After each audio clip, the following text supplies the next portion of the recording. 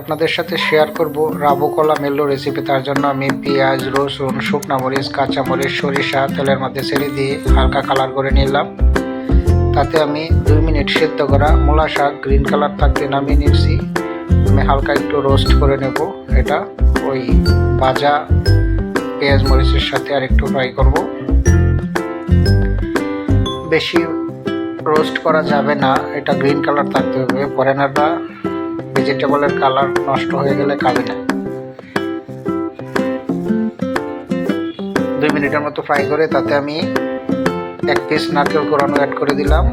এটাকে আমরা বলি মূলা শাক, ওরা বলে রাবু কলা। শ্রীলঙ্কান ভাষায় রাবু কলা বলে, রাবু কলা মেল্লো।